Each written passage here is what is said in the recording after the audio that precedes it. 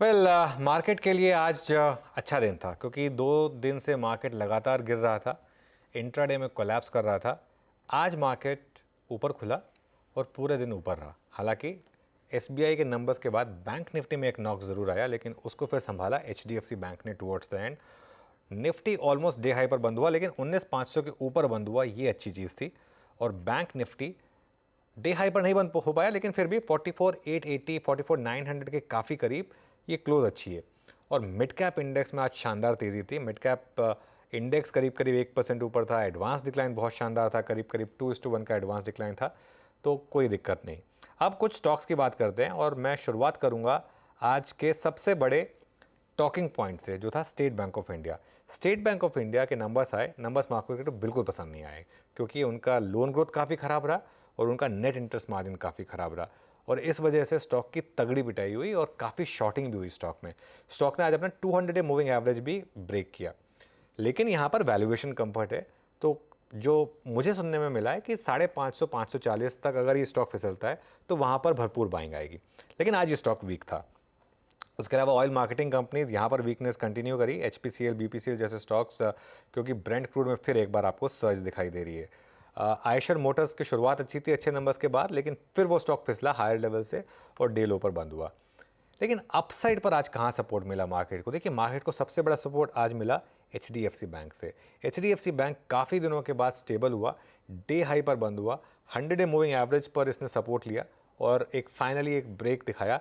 ये एक अच्छा संकेत है मार्केट के लिए। उसके अलावा मार्केट को कहाँ से सपोर्ट मिला? रिलायंस। आज रिलायंस भी डे हाई पर बंद हुआ, 200 डे मूविंग एवरेज को रिक्लेम कर उसके ऊपर बंद हुआ। और आईटी एज अ सेक्टर इसने अच्छा किया। टेक महिंद्रा जो लगातार एक आउट परफॉर्मर रहा है, यहाँ पे करीब 3% की रैली रही। एलटीआई माइंट्री, एचसीएल टेक, इन्फोसिस, ये भी कुछ और स्टॉक्स थे जहाँ पर इस समय आज अच्छी खासी तेज़ी रही। तो ये तो बात हो गई इंडेक्स की। अब आ जाइए नॉन इंडेक्स स्टॉक्स में। नॉन इंडेक्स स्टॉक्स में आज का स्टॉक ऑफ द डे था जोमैटो, जो नंबर्स के बाद अच्छा भागा, और इसके चक्कर में एफ&ओ का टॉप गेनर था इन्फोएज। इन्फोएज भी करीब 7% ऊपर था, जो ऑब्वियसली जोमैटो की इन्वेस्टी कंपनी है, यहाँ पर अच्छे गेंस थे। उसके अलावा एलआईसी हाउसिंग फाइनेंस, इसके नंबर्स आए थे और यहाँ पर मार्केट ने थोड़ा थम्स अप दिया, ये स्टॉक करीब करीब 7% ऊपर था। जुबिलेंट फूडवर्क्स, इसमें पिछले कुछ दिनों से हमने तेज़ी देखी है, एक बहुत बड़ी बेयर मार्केट के बाद 5% के गेन आपको यहाँ दिखाई दिए। उसके अलावा लुपिन, शानदार नंबर्स के बाद, और लुपिन में एक वन वे रैली रही है। आज भी लुपिन डे हाई पर बंद हुआ, 1072 पर लुपिन का close. IndusInd bank, India bulls housing जो बैन से बाहर आया था, ये कुछ और स्टॉक्स थे। डिक्सन जहाँ पर आज फिर गेंस में, हालांकि डे हाई से थोड़ा नीचे ये स्टॉक आया। पिटाई कहाँ हुई आज एफ&ओ में? महानगर गैस में 6.5% ये स्टॉक गिरा अच्छे नंबर्स के बावजूद। क्यों?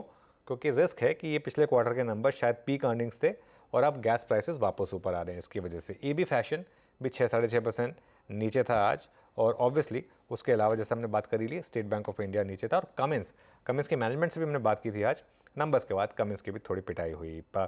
वीकेंड है, एंजॉय करिए वीकेंड को, काफ़ी नंबर्स आएंगे मंडे को और लास्ट वीक शुरू होगा अर्निंग सीजन का, तो उस हिसाब से इंपॉर्टेंट है। आरबीआई की पॉलिसी भी लाइंड अप है, बहुत कुछ लाइंड अप है अगले हफ्ते, तो देखते हैं फिर क्या मार्केट ने ये एक बॉटम बनाया है नहीं। मेरे ख्याल से मंडे ट्यूसडे तक हमको इसका आंसर मिल जाएगा। Have a good weekend.